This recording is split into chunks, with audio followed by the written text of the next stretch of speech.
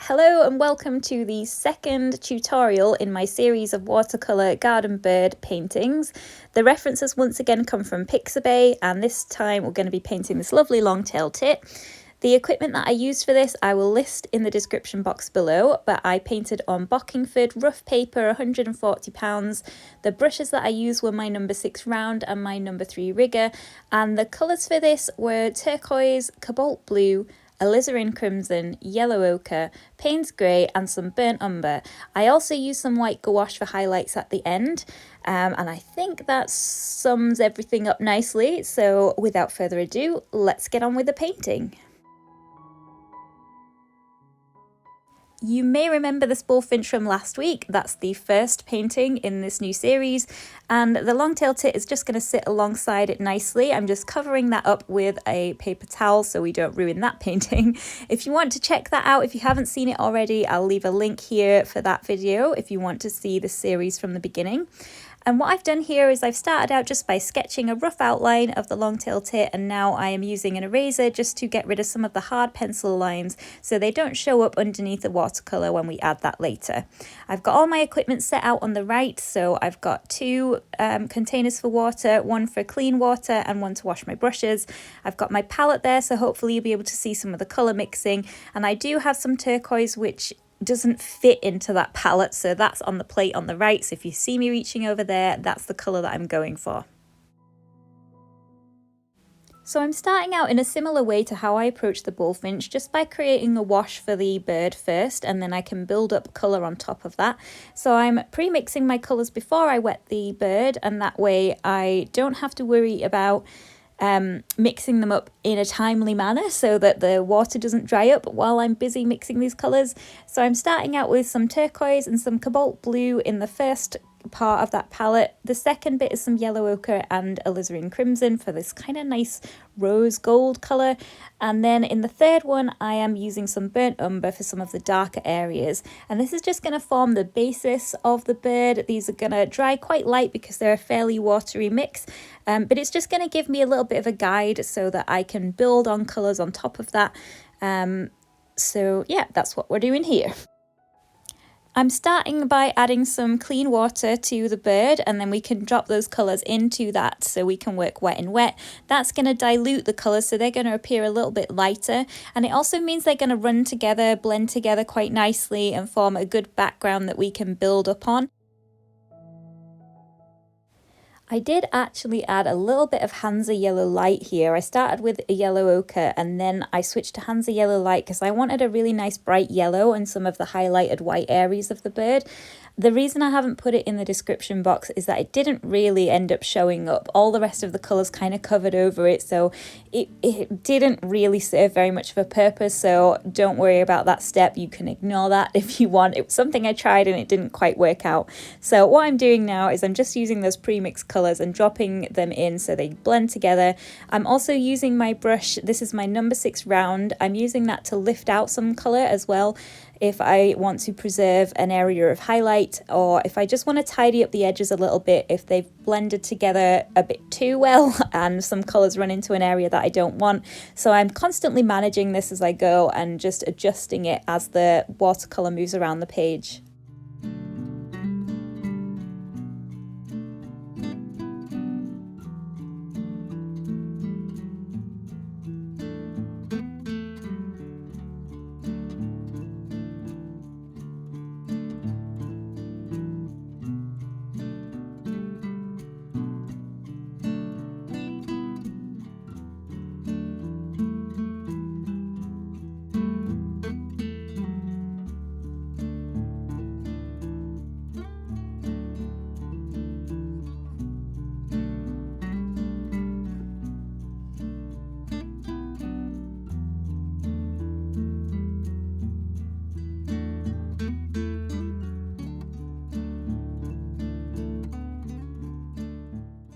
Once that first wash was down, I wanted to build on that a little bit while the paper was still wet, so I'm adding some Payne's Grey to the blue mix, and I'm using that for the darker areas of the bird. I'm just dropping that in, and because it's all still wet, it's going to bleed out and into the background and blend quite nicely.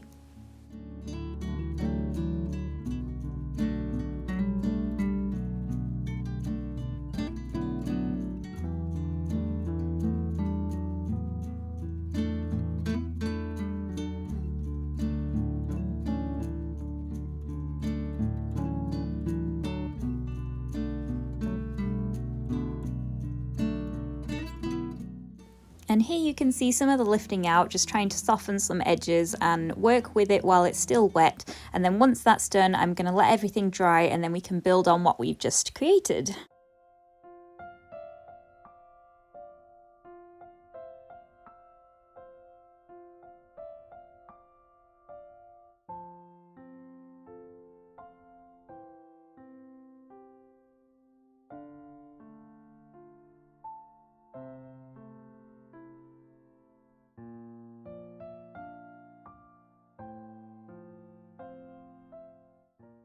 I've left that to dry completely and that's given me a really nice faded background, and I can build on that with extra layers of watercolour. And from this point on I want to work in different sections just to make it a little bit more manageable. So I'm starting out with the tail feathers and I'm pre-mixing colours for that like we did originally, and then I'm gonna wet the tail feathers of the bird once these colours are all mixed up and drop those in wet.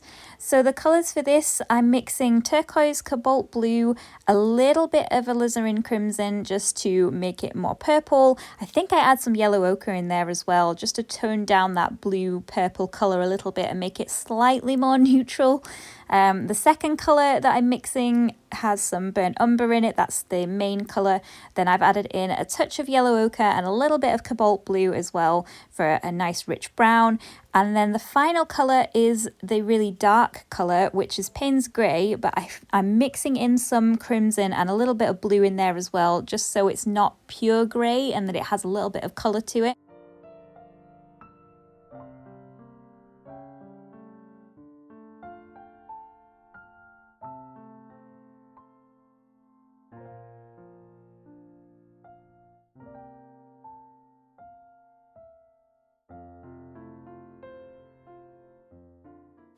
And just like we did before, I'm adding that colour wet in wet and just dropping in the different colours where I want them to go.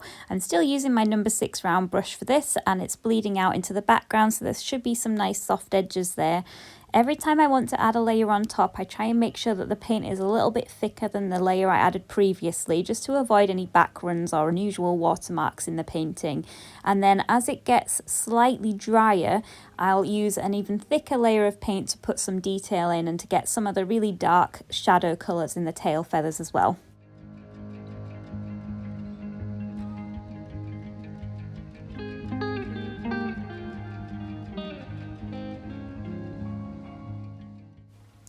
So here I'm just adjusting the brown colour by adding a little bit more burnt umber and some of that Payne's grey to it so that it's a darker brown mix. Pre-mixing your colours gives you a great place to start when you are trying to add colour quite quickly, but there's nothing wrong with adjusting the colours as you go along so you get slightly more variation in your painting, and that's what I'm doing here.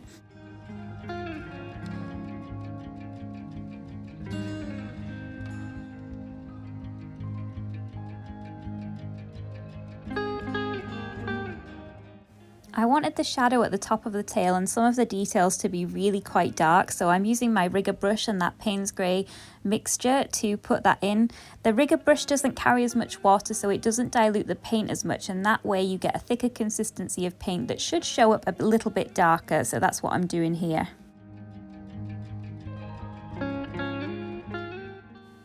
I'm going to leave that to dry and move on to the next section that I want to work on, which is just on the front of the bird behind the wing. So I'm mixing up some more burnt umber, some cobalt blue and a little bit of red for a nice rich dark brown colour for some of the shadow details there. I'm also going to mix up some yellow ochre, some alizarin crimson for that rose gold with a touch of cobalt blue to make it more on the brown side. And I'm going to use the Payne's grey mixture that we had before, so that's my next set of 3 colours ready to go.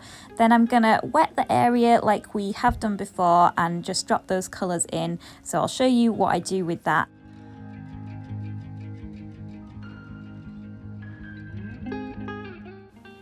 I'm building up shadow here, so I'm going to start with the lightest colour and then gradually get darker as it goes along. I've extended the clean water so it slightly goes above where I want to paint, and that way it's going to blend out nicely and not leave too many hard edges. So we should have a really nice soft look at the end of this.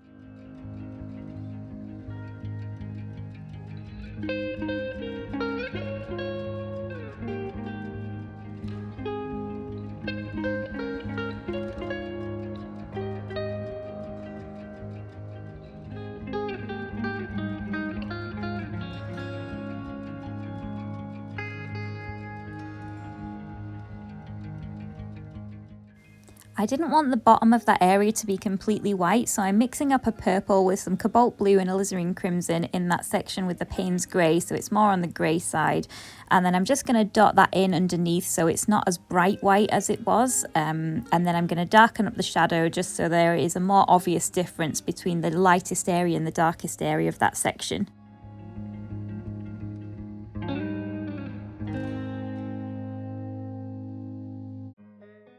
For the area above that, I kept things super simple. So I wet the area and then I added in some of that yellow ochre, kind of goldy red rose gold colour. Terrible description. I used the colour that's in the bottom of my palette. That might be a bit easier to follow. So I kept it really simple. I wet the area and then I added that colour, just dropped it on top. So I'm keeping it the same as the colours used in the bottom just to tie it all together. And then I left it at that.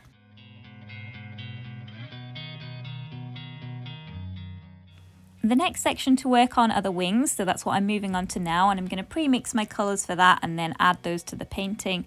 So the colours that I'm choosing to start off with for the wings are a yellow ochre colour, so I'm using the colours that I've already got in my palette. I'm just adding on top of that, so I'm adding more yellow ochre and more crimson to that one, so it is a bit more of a rose gold colour.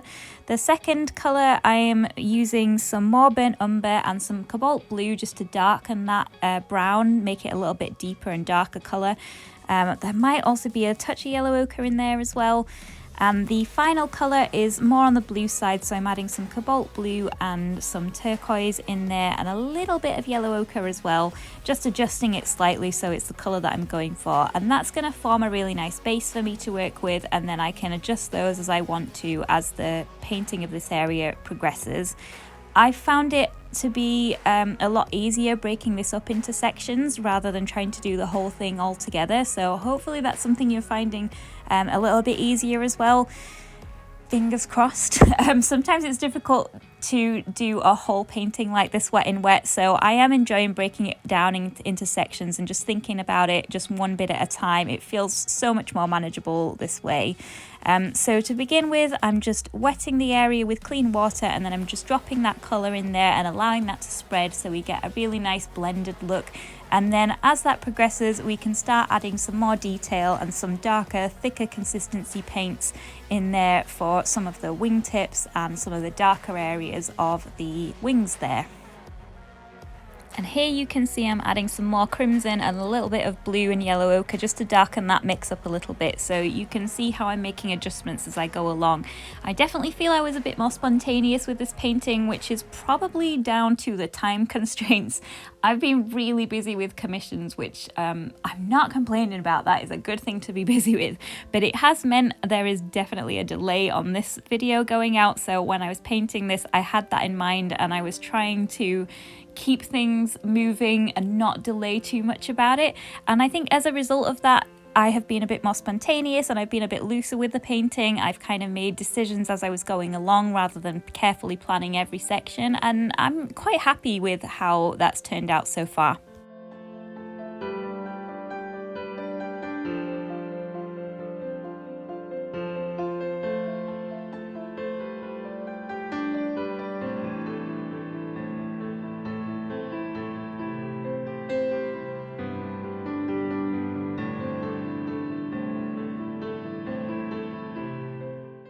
I lifted out a few areas of highlights as I went. Just while the paint was still wet, I used my rigger brush to do this and tried to preserve some edges of the wingtips. Don't worry if you can't do this really easily, because I did go over this with white gouache at the end, so that is an alternative if you struggle to lift out. I think I left this a little bit long to do this. The paint had started to dry, so it was a bit difficult to take the colour out, but it's worth trying as you go along, and then you can practice with different effects. So that's what I'm doing there, and now I'm adding that blue colour to the areas that are going to be black eventually, just so it's a nice shadow tone underneath.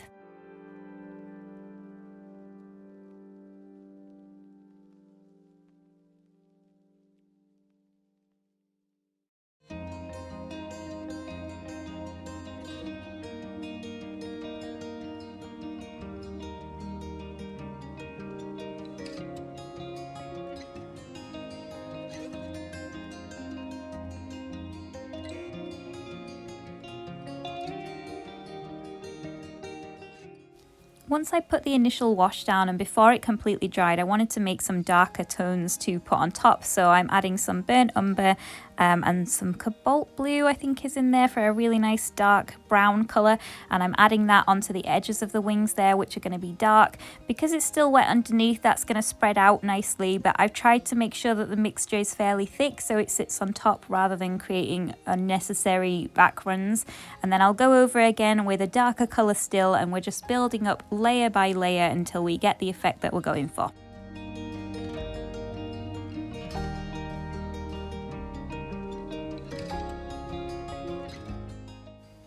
Here I'm making an even darker tone, so there's more Payne's grey in there and some turquoise, some crimson, probably a bit of cobalt blue in there as well, so it's got a little bit of colour to it, and I'm using my rigger brush to add that on top, so we're really darkening the shadows now and making this pop. I've tried to learn from my last painting, so if you watch the bullfinch painting you'll know that it actually turned out pretty light to begin with because I was making excuses. I was using a pale reference image, so the painting turned out quite pale in comparison, and I ended up having to go over it with darker colours at the end. I wanted to avoid that with this one, so I've tried to keep the colours nice and dark or really vibrant where they've had a pop of colour in them, so I don't have to go over this too much in the end, and I'm quite happy with how that turned out. I think for the most part, the colours ended up looking how I imagined they would. There's only one or two areas that I ended up having to go over at the end.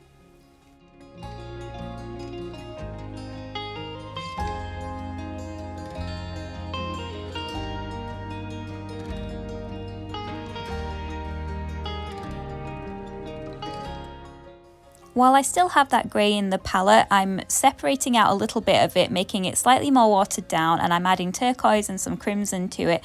And that colour is going to form the basis of the beak and the legs and the feet of the bird. I'm going to use the darker area of grey there just to put in some of the shadows of the beak and the feet as well, so there's a bit of variation. But there will be a chance to go over that later if it dries a little bit too light. I thought I'd get those in initially with my rigger brush, and then I could move on to the face of the bird and the extra details at the end.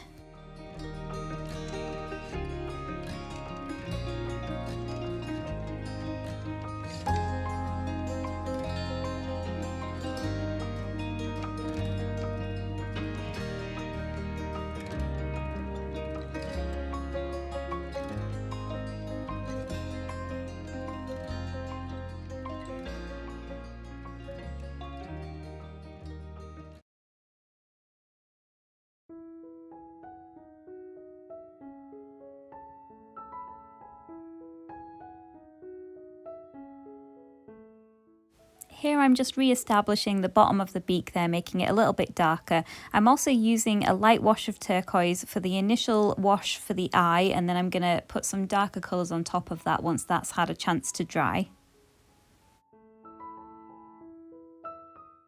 I'm very almost ready to move on to the face of the bird, but what I'm doing here is just making up a shadow colour to put on the front of the bird, because that's one of the areas that I felt was just a little bit too light. So I mixed that up with turquoise and some red, and then I'm just dropping that straight onto the front of the bird. I'm trying to make it darker towards the edge of the wing and then get lighter as it goes out. That's one of the only spaces that I felt needed some adjustment doing. It just dried a little bit too light.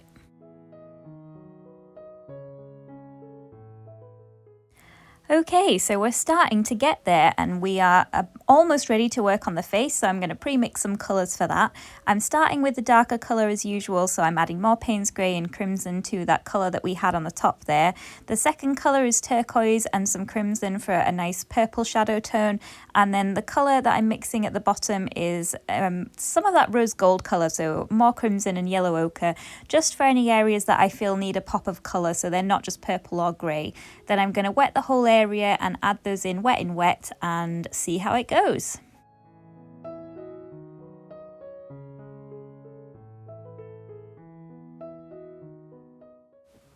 I'm dragging the water a little bit further down past the head so it's along the shoulder line of the bird, and that way when I drop in the colour along the bottom of the face it's going to spread out nicely rather than leaving a hard edge, making it look like the face and the head is completely separate from the rest of the body, because that's not what we want to do.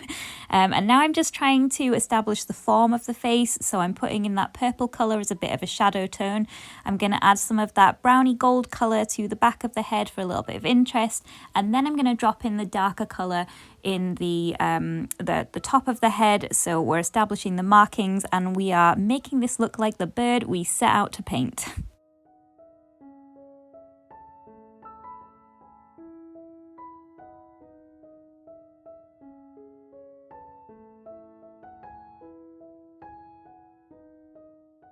I've got to say I really like this part because it finally started looking like a long-tailed tit, which was the intention. So this was a really enjoyable part to do, and I'm glad I left it to the end. It kind of brought everything together and it made me feel more accomplished with this painting, like it was turning out how I wanted it to.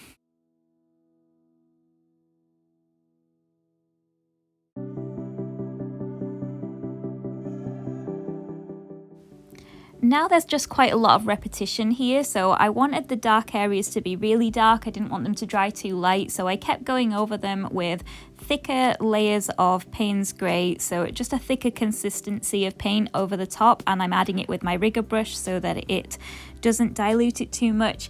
Because I was adding extra paint, some of that seeped out into the lighter areas, so adding the extra paint was also accompanied by lifting out some paint in the lighter areas. Anything I wasn't able to lift out, I went over with white gouache at the end, but I will show you that once I get to that stage.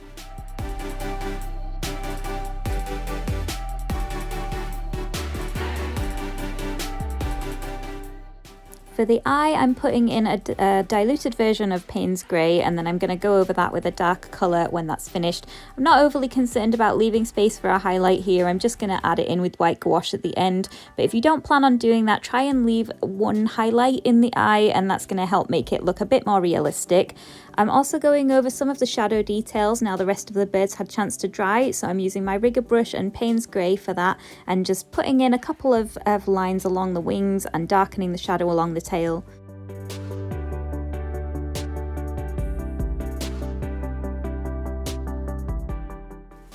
Moving on to the branch, we are very almost done now, so I tried to keep this nice and simple. I started off by using the colour that was already in the palettes, so I'm adding some blue and some yellow ochre to that orangey tone that we had, and then in that second section I'm adding some more burnt umber to that for a darker brown colour, and that's going to form the basis of the branch.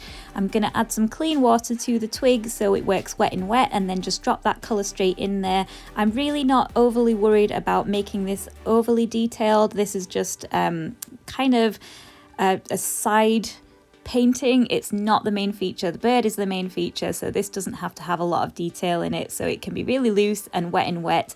The main thing really is just to get the shadow on the underneath of the bird so it looks a bit more realistic. So we've got more shadow around the feet and along the right hand edge of that branch.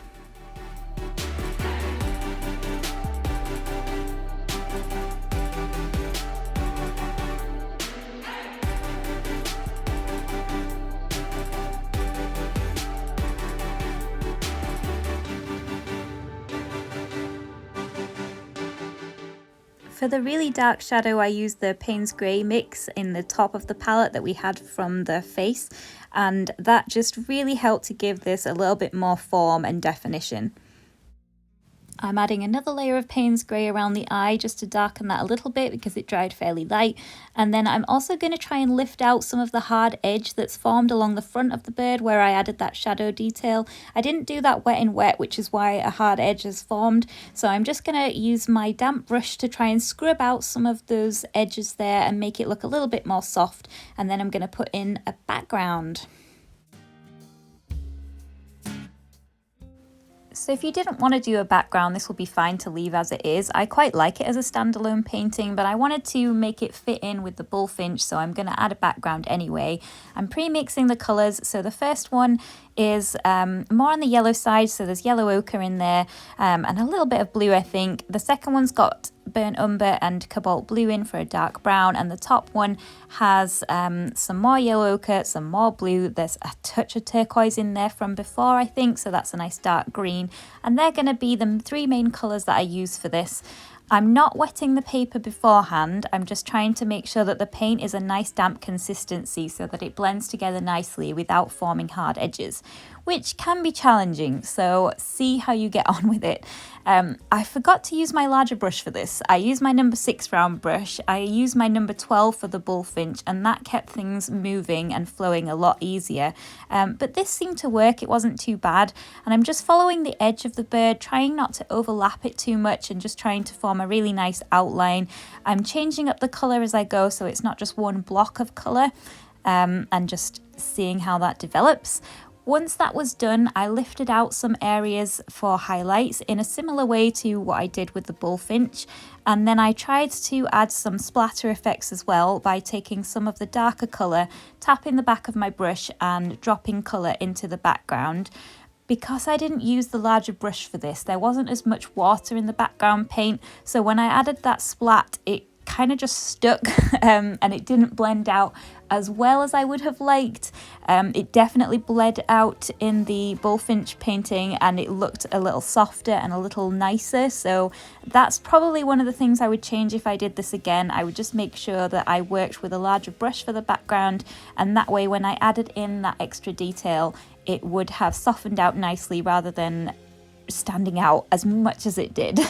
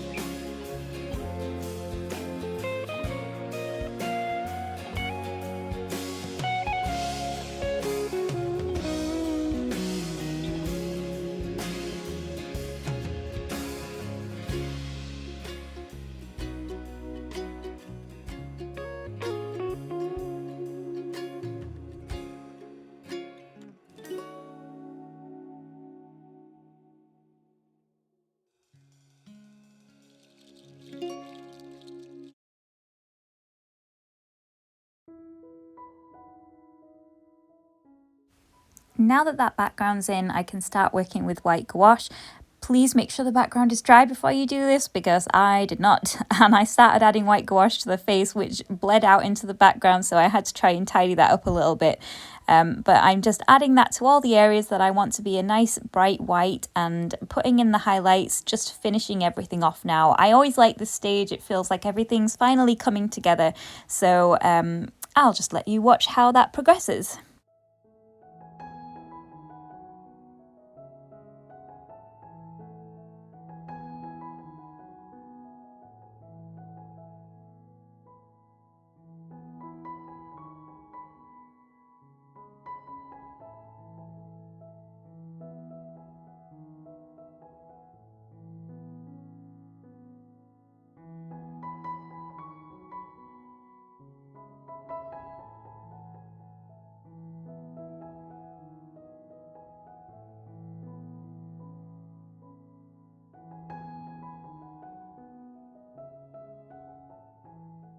You might need to go over some of the areas a couple of times with gouache. Occasionally it will dry a little bit more transparent than intended. So I did this a couple of times in the areas that I wanted to be a really nice bright white, and I felt like that helped finish it off nicely.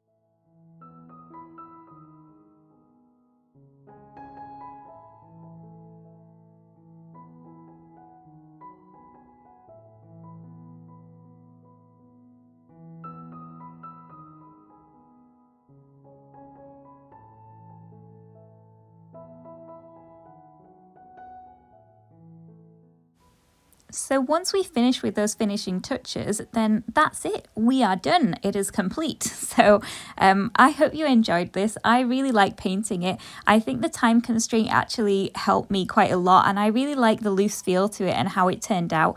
I think they're looking pretty good together, so I'm excited to see how this series develops. If you have any suggestions of birds you'd like to see me paint in future, particularly for this garden birds series, let me know. If I see them in time, I'll include them. I attempt to upload every week on a Wednesday. There is a delay this week. It's been really busy around Christmas time with commissions. So I will do my best to keep up to this on a regular basis. So thank you once again for watching, and I'll see you again soon.